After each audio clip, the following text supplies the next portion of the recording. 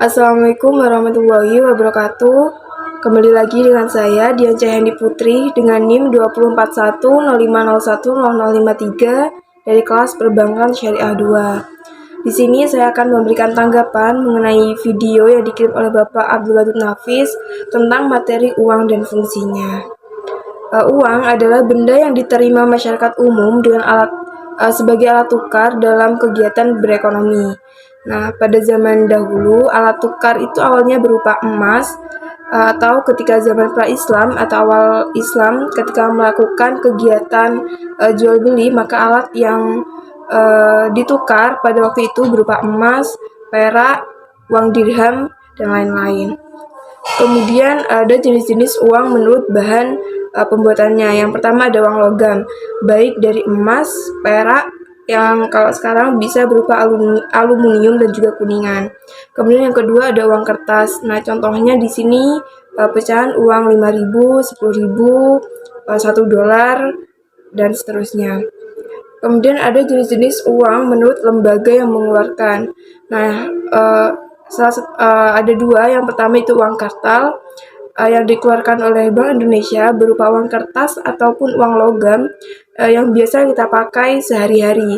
Sedangkan yang kedua yaitu uang giral yang dikeluarkan oleh bank berupa cek dan lain-lain.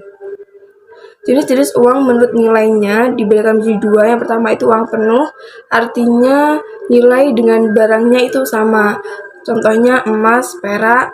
Dan yang kedua ada uang tanda, misalnya pada uang kertas tertera nilai Rp10.000. Nah, jika uang tersebut sobek, maka sudah tidak dapat diperjualbelikan atau sudah tidak laku lagi.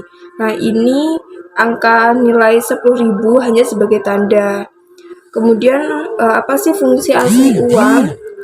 Fungsi asli uang yang pertama sebagai alat tukar atau medium of change, yang kedua sebagai satuan hitung atau unit of account, yang ketiga ada sebagai alat penyimpan nilai atau valuta.